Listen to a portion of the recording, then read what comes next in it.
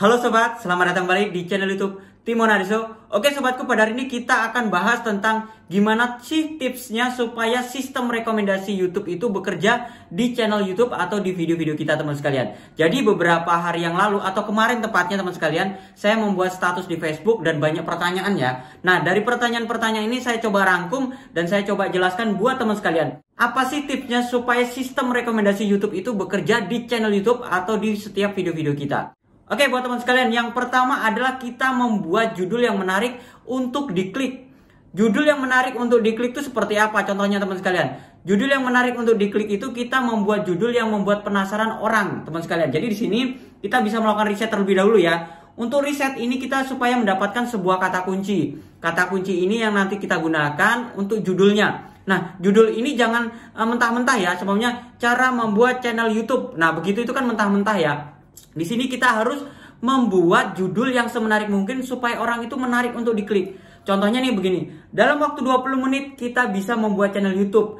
Membuat channel YouTube dan hasilkan 20 juta per bulan. Nah, itu sebuah judul yang menarik perhatian untuk diklik teman sekalian. Jadi kita membuat judul itu jangan mentah-mentah. Itu hasil dari riset, kita olah kembali teman sekalian, kita bikin judul yang semenarik mungkin. Yang kedua teman sekalian, kita membuat thumbnail yang jelas dan unik. Nah, yang jelas dan unik itu seperti apa thumbnailnya teman sekalian? Di sini buat teman sekalian, kalau kita membuat sebuah thumbnail, kita cari gambar yang bagus, yang terang seperti itu ya. Nah, pertama yang terang, yang jelas tuh seperti itu. Habis itu untuk tulisannya teman sekalian kita kombinasikan warnanya. Jadi semuanya warna dasarnya itu putih, listnya itu yang gelap, warna hitam kah, warna merah seperti. Kalau semuanya warna tulisannya itu merah, paling tidak listnya itu warna terang, mungkin warna kuning, warna putih seperti itu. Jadi tulisannya itu nyala, jelas. Nah, begitu. Nah, uniknya seperti apa di sini teman sekalian? Uniknya di sini kita bisa tambahkan semuanya pada saat kita membuat thumbnail, kita tampilkan wajah kita. Habis itu mungkin ada ikon-ikon kecil, ikon emot-emot seperti itu ya. Mungkin ada logo uang, mungkin ada tanda tanya seperti itu yang menarik perhatian orang untuk mengklik. Karena thumbnail ini teman sekalian, ini adalah faktor utama CTR kita bisa meningkat. Jadi orang itu pada saat buka pertama di beranda YouTube, mereka yang lihat pertama kali itu adalah thumbnailnya. Kadang-kadang judulnya itu gak kebaca karena mereka tertarik sama thumbnailnya. Jadi begini ya betul sekalian. Jadi untuk kombinasi warna pada tulisannya dan listnya itu harus jelas. Jadi harus kontras. Semuanya yang saya bilang tadi, semuanya warna tulisannya warna hitam, ya listnya warna putih atau warna kuning. Jadi tulisannya bisa menyala seperti itu teman sekalian. Berikutnya lagi, supaya sistem rekomendasi bisa bekerja teman sekalian, kita harus membuat video semenarik mungkin, jelas, padat, singkat teman sekalian. Jadi begini ya buat teman sekalian, kalau pada saat kita membuat sebuah konten, membuat sebuah video, kita membuat videonya panjang-panjang, bertele-tele, biasanya penonton tuh bosan. Jadi 3 menit pertama ini teman sekalian kita harus menarik perhatian orang. Karena apa? 3 menit pertama ini menentukan ya, orang ini mau lanjut nonton atau enggak. Nah, kalau seumpamanya 1-2 menit pertama mereka udah bosan, mereka nggak mau nonton video kita, mereka meninggalkan setiap video kita pada saat mereka menonton. Nah, ini ngerusak retensi penonton teman sekalian. Kalau sudah rusak retensi penontonnya, durasi tontonnya itu rusak, sistem rekomendasi YouTube itu nggak akan bekerja.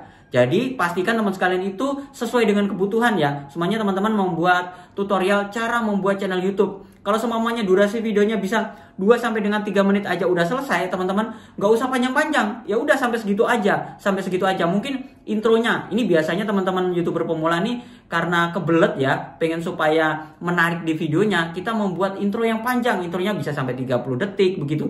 Nah, teman-teman bisa lihat di setiap video saya itu gak ada intronya. Kenapa? Orang tuh kadang-kadang lihat intro tuh bosan. Saya sendiri bosan. Kadang-kadang saya cepetin begitu ya. Untuk intro yang bagus itu buat teman sekalian, itu hanya 5 sampai 7 detik aja. Lebih daripada itu biasanya orang bosan. Bahkan karena lihat intronya kepanjangan, mereka akan menutup video kita. Yang keempat, teman sekalian, adalah kualitas video kita bagus. Nah, di sini banyak yang tanya ya, Mas, kualitas video yang bagus tuh seperti apa? Apakah resolusinya yang tinggi itu bagus seperti itu? Enggak teman sekalian. Jadi di sini buat teman sekalian, yang bagus, video yang bagus itu adalah jelas, terang begitu ya. Jadi buat teman-teman pada saat membuat sebuah konten, jangan membuat konten malam-malam mungkin gelap atau seperti apa. Atau teman-teman bikin konten ngoceh seperti saya seperti ini, backgroundnya itu gelap, nggak enak dilihat. Mungkin teman-teman itu backgroundnya itu yang berantakan belakangnya begitu. Jangan. Nah, ini yang menarik perhatian para penonton kita itu supaya betah. Karena apa? Mereka tuh nonton tuh biasanya ngelihat juga di sekeliling kita. Kalau di sekeliling kita tuh enak ditonton, mereka akan nonton berlama-lama. Yang kedua, pada saat kita berbicara santai aja. Kita membuat konten itu seolah-olah itu kita sedang ngobrol, seolah-olah tuh kita sedang menyampaikan sesuatu tapi sama temen begitu. Jadi membuat kontennya tuh jangan kaku. Ya mungkin untuk YouTuber pemula tuh biasanya kesulitan ya, karena untuk membuat konten santai itu susah. Karena saya sendiri pun pada saat membuat konten ini keburu-buru. Karena apa teman sekalian? Kadang-kadang kalau santai itu saya lupa saya mau ngomong apa. Nah, saya ngomongnya ini sedikit cepat. Jadi mohon maaf buat teman sekalian kalau dengerin ocehan saya itu nggak jelas. Ini Mas Timon ini ngomong apaan seperti itu. Jadi seperti itu ya. Jadi buat teman sekalian, bikin konten lah sejelas mungkin. Pokoknya gunakan kamera yang bagus. Kalau teman-teman itu biasanya, Mas saya ini nggak punya kamera, saya hanya punya HP. Ya nggak apa-apa. Gunakan HP-nya aja teman sekalian. Kalau seumpamanya HP-nya itu nggak bagus kameranya, ya kita bikin videonya tuh di siang hari yang terang. Maksudnya ada matahari begitu ya, jangan malam-malam. Biasanya gelap atau seperti apa. Habis itu cara megang kameranya seperti apa? Cara megang kameranya itu jangan banyak gerak teman sekalian. Karena apa? Biasanya penonton tuh kalau kameranya tuh banyak gerak, sini sana sini itu pusing penontonnya. Jadi usahakan pada saat teman-teman tuh pegang kamera itu santai, pelan. Kalau perlu teman sekalian, teman-teman itu menggunakan tripod. Jadi kalau tripod itu udah pasti nggak gerak ya, kita aja yang gerak. Tapi ya dipastikan teman sekalian arah kameranya itu tepat. Jadi biasanya tuh teman-teman itu ngomong ngocehnya di sebelah sini, tapi rekamnya di mana nggak sesuai gitu ya antara omongan dengan gambar yang ditampilkan seperti itu. Jadi pastikan buat teman sekalian bikin video yang seterang mungkin, sejelas mungkin supaya penonton itu merasa nyaman nonton video kita. Berikutnya lagi adalah kita mengisi deskripsi dan tag. Nah di sini buat teman sekalian untuk mengisi deskripsi dan tag ini banyak yang bilang ya, banyak yang bilang Mas udah nggak penting lagi tuh antara deskripsi dan tag karena saya mengisi tag itu nggak ada ngaruhnya sama sekali di setiap video saya. Bahkan saya nggak ngisi tag itu teman sekalian, itu malah video saya naik begitu teman sekalian. Nah di sini buat teman-teman memang sih untuk deskripsi dan tag itu pengaruhnya nggak terlalu besar ya. Tetapi ini ada pengaruhnya. Ada nyangkutnya teman sekalian. Nah, teman-teman ngisinya harus sesuai dengan isi video. Contohnya nih ngisi deskripsi.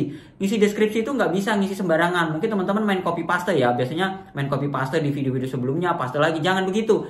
Jadi ngisi deskripsi ini sesuai dengan isi videonya. Jadi kita isi cerita singkat gitu ya. Mungkin 2-3 paragraf tentang cerita singkat tentang isi video kita. Nah begitu. Habis itu untuk tagnya teman sekalian. Untuk tagnya juga ini nggak boleh sembarangan. Mentang-mentang teman sobat sekalian mau menarik perhatian semuanya YouTuber besar namanya Bang Denjisi, teman-teman tagnya isi Denjisi, Timon Adioso, kalau ini Adina seperti itu. Jangan. Teman-teman isi tagnya sesuai dengan isi videonya. Semuanya isi videonya tentang cara membuat channel YouTube. Ya udah, seputar cara membuat channel YouTube teman-teman riset dulu. Nah, riset dulu, dapat kata kuncinya, masukkan tagnya semuanya di situ. Kalau perlu teman-teman bisa mengintip mungkin beberapa video orang lain yang viral, yang naik seperti itu ya. Ambil aja tagnya, habis itu masukkan di setiap video kita. Berikutnya lagi, yang keenam buat teman sekalian. Jadi yang keenam adalah membuat penonton itu nyaman di video kita. Nah ini teman sekalian yang susah sekali. Membuat penonton itu merasa nyaman nonton di video kita. Biasanya penonton itu merasa nyaman nonton di video kita itu yang pertama. Kita itu dengerin suara ocehannya tuh santai, enak begitu ya. Itu yang pertama. Yang kedua biasanya ngeliat wajah. Wajah itu cantik, ganteng gitu. Itu bisa membuat orang nyaman dan betah berlama-lama di video kita. Yang ketiga itu biasanya kita tidak membuat konten itu bertele-tele. Yang saya bilang tadi ya, kontennya itu singkat, padat, jelas. Itu biasanya orang akan nonton mulai awal hingga akhir. Tapi kalau sudah kita nontonnya bertele-tele, diulang-ulang mulai semuanya 5 menit pertama sudah bahas ini, 10 menit bahas itu lagi, 15 menit bahas itu lagi, diulang-ulang. Itu biasanya beberapa menit di awal itu udah ditutup lagi videonya. Jadi buat teman sekalian, buatlah konten semenarik mungkin supaya orang itu nyaman nonton video kita dan berlama-lama. Bahkan kalau udah merasa nyaman teman-teman, mereka akan nonton video kita lainnya lagi. Karena biasanya ya pada saat mereka nonton video kita begini, itu di bawahnya tuh kan ada video-video kita lainnya tuh, mereka ngikutin tuh. Nah mereka bisa nonton lagi tuh video kita yang lainnya karena mereka merasa nyaman nonton di video kita. Yang ketujuh, apalagi nih buat sekalian, supaya sistem rekomendasi YouTube itu bekerja di setiap video kita. Yang ketujuh adalah kita membalas komentar di setiap video kita. Jadi buat teman sekalian, teman-teman YouTuber pemula, bagusnya itu kita membalas setiap komentar ya. Karena komentar ini pengaruh sekali karena kita melakukan interaksi. Nah, kalau melakukan interaksi secara otomatis, mereka yang nonton video kita karena kita komentarin lagi, mereka akan balik lagi, mereka akan nonton lagi. Tadinya mungkin hanya 1 menit nonton, 2 menit, mereka karena balik lagi, mereka nonton lagi seperti itu. Nah ini teman sekalian, saran saya teman-teman untuk YouTuber pemula, balasin setiap komentar mereka. Mungkin kalau saya pribadi ya teman-teman mohon maaf, karena saya nggak bisa balas semua setiap komentar teman-teman. Karena apa?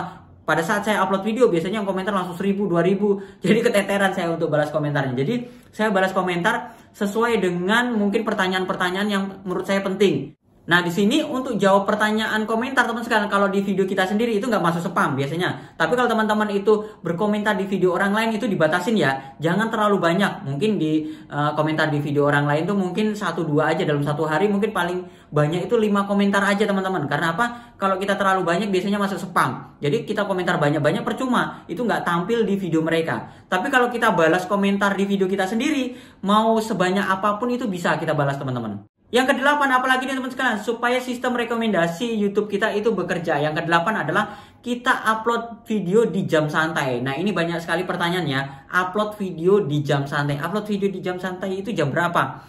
Upload video di jam santai itu menurut saya pribadi teman-teman, jam santai itu jamnya orang nggak sibuk. Nggak sibuk bekerja, nggak sibuk sekolah. Kalau anak-anak kan biasanya sekolahnya tuh pagi tuh. Orang bekerja tuh kan pagi, ya memang ada malam sih. Tapi jam santai itu teman sekalian biasanya itu dimulai jam 4 sore. Nah, teman-teman bisa upload video itu mulai jam 4 sore. Terserah, mau jam 4 sore, jam 5 sore, jam 6 sore. Tapi biasanya mulai jam 6 sampai jam 7 itu padat lagi, mereka ada kegiatan. Pertama mungkin mereka lagi makan. Yang kedua mungkin mereka lagi ibadah ya, lagi sholat seperti itu. Nah, saran saya teman-teman bisa upload video itu di jam santai mungkin jam 4 sampai jam 5. Nanti kalau malam mungkin di atas jam 19, mungkin jam 19.30, jam 20.00, jam 8 malam ya. Nah, itu jam santai orang jadi nontonnya itu bisa berlama-lama. Kalau tidak di jam santai teman sekalian, semuanya teman-teman upload video di pagi hari atau di siang hari. Kadang-kadang kan saya upload video di pagi hari atau siang hari. Karena target saya begini teman-teman. Mereka yang belajar di YouTube, saya targetnya tuh ibu-ibu. Karena ibu-ibu tuh biasanya pegang HP-nya itu pagi hari. Karena pagi hari itu kan sudah suaminya udah kerja, anaknya sudah sekolah. Mereka kan biasanya belajar masak atau belajar apa ya, udah santai ya. Biasanya nonton video saya. Makanya yang nonton video saya itu rata-rata ibu-ibu. Apalagi kalau saya upload videonya di pagi hari atau di siang hari begitu. Nah, teman-teman, saran saya di jam santai itu jam 5 sore, jam 6 sore, ataupun bisa juga pada saat malam hari. Yang terakhir, supaya sistem rekomendasi YouTube kita bekerja teman sekalian, yang terakhir adalah kita rajin upload video setiap hari teman sekalian. Nah, di sini untuk yang namanya rajin upload video setiap hari ini sedikit kesusahan ya teman-teman. Apalagi kalau konten kita ini sedikit susah. Contohnya nih channel mancing, habis itu channel-channel yang berpetualang itu biasanya susah. Biasanya bikin kontennya itu bisanya hanya 1 minggu sekali. Nah, teman-teman bisa menyiasatinya dengan cara begini teman-teman. Mungkin contohnya ini channel YouTube mancing ya. Channel YouTube mancing itu kan biasanya bikin kontennya itu mungkin seminggu hanya 2 kali.